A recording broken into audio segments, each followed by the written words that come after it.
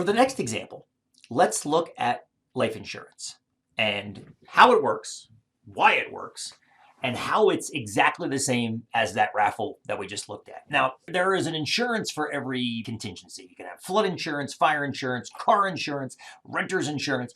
I'm going to look at life insurance because life insurance is pretty much the easiest one to break down mathematically into a two-outcome situation like the raffle. So the first thing is I have to figure out something about myself. So I'm a guy. I am almost 47. So we'll run my numbers on 47. What this number right here is it's the chance I'm going to die in the next year. A 47-year-old male in America has a 0.003834 chance of dying. So I've got about a 1/3 of 1% chance of dying in the next year. Now what I want to do is I want to go back to our Excel spreadsheet and I want to take a look at how this life insurance scenario is the same as a raffle.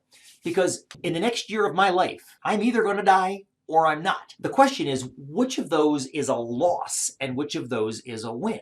Well, here's where you have to think about insurance. Insurance is not for those that die, it's for those that live.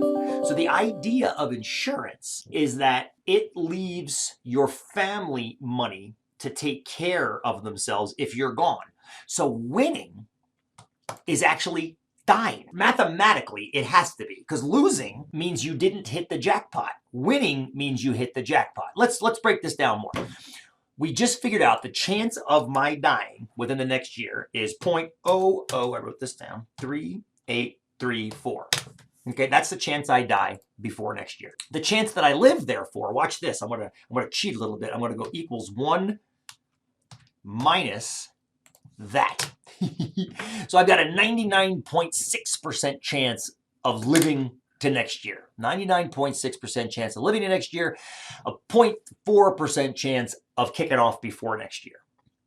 But now, what do I win if I win, and what do I lose if I lose? Well, this depends on the policy that you select. So I did a little Googling when I was getting ready for this video, and I found some actuarial life tables from this place called Great West Financial. It's from anybody from age 20 to 99. They broken it down by sex down here, whether you're male or female.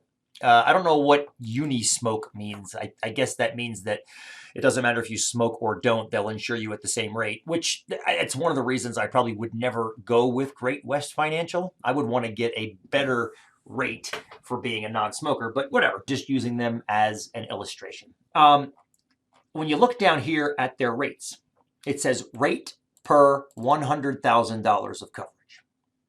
At age 47, a guy at age 47 pays 80 cents per $1,000.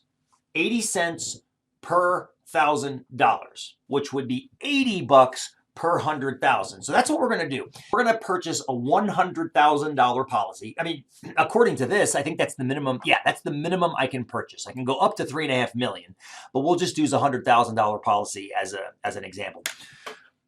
A $100,000 policy for 80 bucks. But the question, and you need to understand this, it's 80 bucks per month. When they tell you these rates, 1-year term life insurance rates, they don't make it very clear at all that this is per month.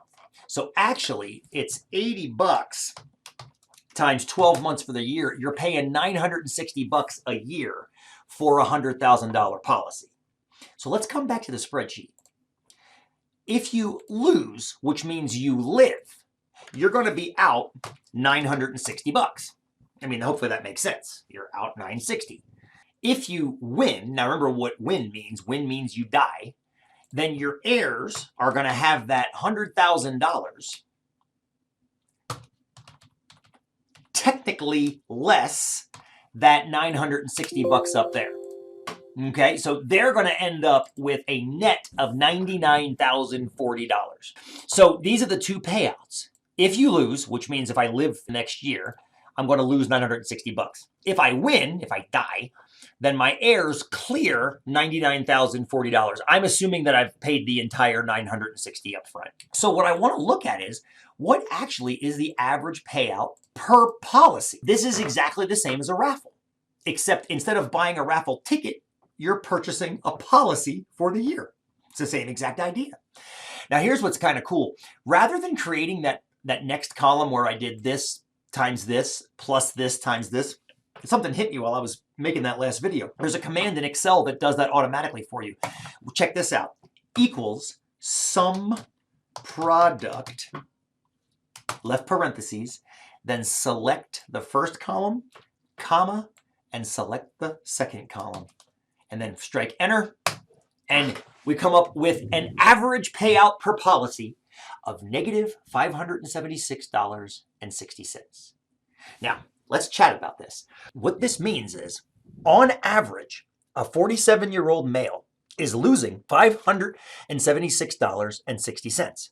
Let's look closer at what an average loss of $576.60 means. Now, some of you might be looking at that and going, this doesn't make any sense. You either lose $960 or you gain $99,040. Correct. This is an average. An average itself doesn't need to be one of the data points. It's what happens when you share the data over the weights. Remember, it's a weighted average. So saying the average is a loss of 576.60 is like saying the average number of kids in the US is 1.93. Nobody actually has 1.93 children in their family. But if you take all the kids that are out there and share them amongst all the families that are out there, you end up with a mathematical result of 1.93. So this is interesting. This is the first time we've seen a negative average, isn't it? The raffles all had either 0 or positive averages. A 0 average simply means that you don't win nor lose money. A positive average means that on average, you're going to walk away with more than you started with. A negative average means, on average, you lose. So why should a life insurance policy have a negative average? The reason is actually business. In order for insurance to actually be a business, they need income. If they don't bring in, on average, money from these policies, they're not going to have enough money to A, pay the policies, B, pay the rent, C, pay their employees. I mean, there's all kinds of bills that a company has to remain a company. So in order to generate income, they have to overcharge you for the policy so that on average, the policy holders lose money so they can keep their buildings open. I just like looking at insurance as another good example of how raffles, quote unquote, exist in the world around us. Let's look at some more examples.